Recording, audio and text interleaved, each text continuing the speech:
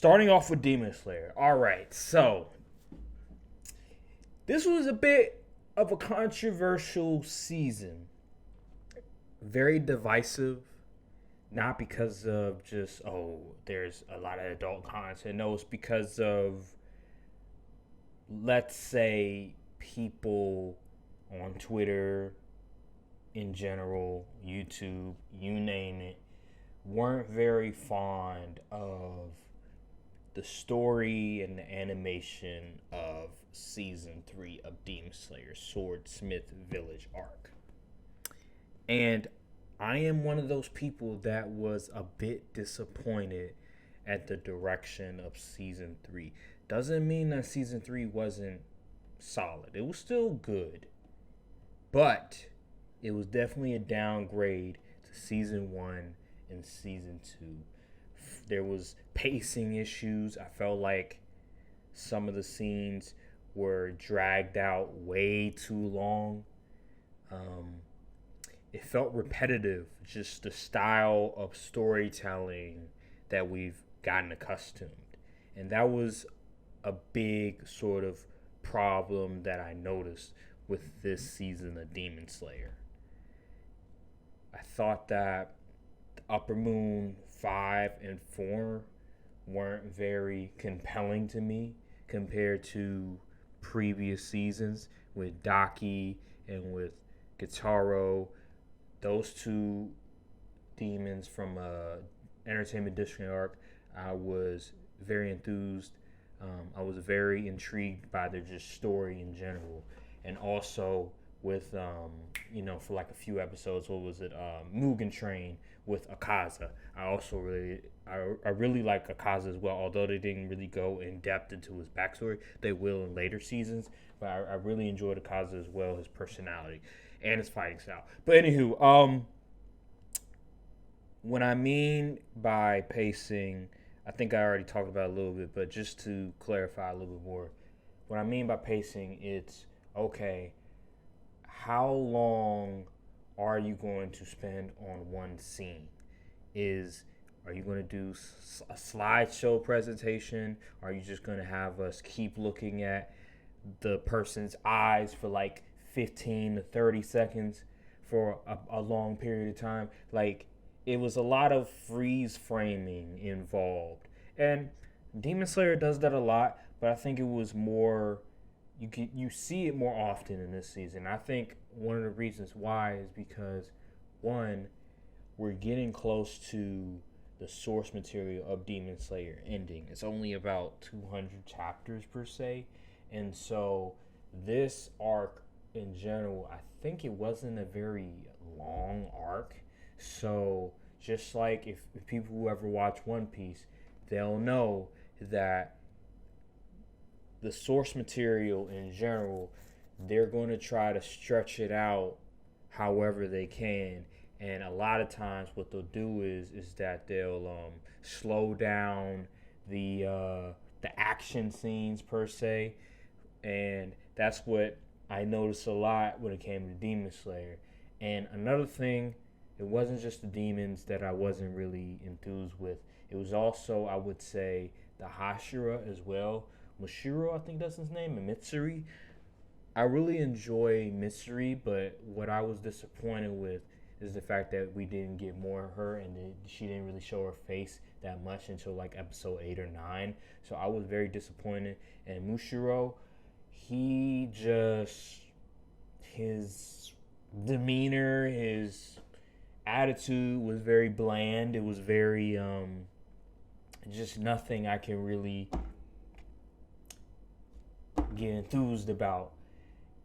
I think the backstory episode was one of the best, probably top 3 episodes of the season. I really enjoyed that. Really sort of helped Mushiro's character because I was getting very bored every time I saw him on screen. I felt like I was about to go to sleep. And so that backstory of Mushiro and his family dying, his father, he was trying to, I think it was getting some medicine or whatever, some herbs for his mother who was about to die. And then his father falling off a cliff or something, slipping off some hill or whatever and dying with their mother as well. And then Mushiro's brother also dying at the hands of a demon. I thought that was a really good episode. Although I will say that some of these backstories in Demon Slayer are, again, I'm using the word repetitive. I'm like, okay, bro, like, I get it. He became a Demon Slayer because of demon and blah, blah, blah, blah. Demon killed his family. And sometimes that's cool and all, but then sometimes it gets to a point where I'm tired of seeing the same old story about why they became a Demon Slayer. And with Missouri, I'm actually glad that they went a different approach on it, and it wasn't because, oh, a demon attacked their family and all that. So I really enjoyed her backstory, although as silly as it can be, I still enjoyed her backstory because it was a bit different. It wasn't the cliche old reason why this person became a Demon Slayer. So I was glad about that. The climax of it was really good. I thought it was a great decision by Ufotable staff to make the final episode 50 minutes. It really gave us a lot of content that we needed, right? And I'm not going to lie, I was spoiled in the manga. I already knew that Nezuko, spoiler alert, she was able to conquer the sun. First demon to do that. I already knew that moment and everything. I've basically been spoiled at the ending of the manga as well, and who's going to die and who's going to live and all that other stuff. But yeah, I knew that scene was going to take place eventually, and they did a really good job. I thought they definitely improved the areas that the manga lacked. The music was just phenomenal. The animation was exceptional. The voice acting was exceptional. I enjoyed that moment. I enjoyed Tanjiro fighting Upper Moon 4, I believe it was. Him sort of finally being able to take down Upper Moon 4, cut the head off, yada, yada, yada. And it was just a great last episode. I thought that they left it off on a really good mark because I was getting a bit concerned with the season in general. At first, I was going to rate it maybe a 6.5, but now because of episode 11 and the way that they were able to animate it, I'm gonna raise it a little bit more, and I'll give you guys my rating a little bit later. Overall, this season of Demon Slayer, it's the worst season out of 1 and 2, which is, let's face it, it's very hard to try to beat 1 and 2 because those two were exceptional, especially 2. 2, man, every episode after like episode 4, every episode got better and better and better. I'm like, no way it could get better than this. It got better. No way it could get better than this. It got better. No way it could get better than this. It got better. So it's going to be very hard to beat season 2. And then even some parts of season 1, although it was a bit slow at first, there was a good medium action and sort of dialogue. It's going to be very hard to do that. Overall, I would give Demon Slayer a solid 7 out of 10. It was good for the most part. It wasn't great. I thought the story, matter of fact, man, am I being too nice to Demon Slayer? Because that story was very basic, very repetitive, wasn't good at all. I have to take off some points. I'm sorry.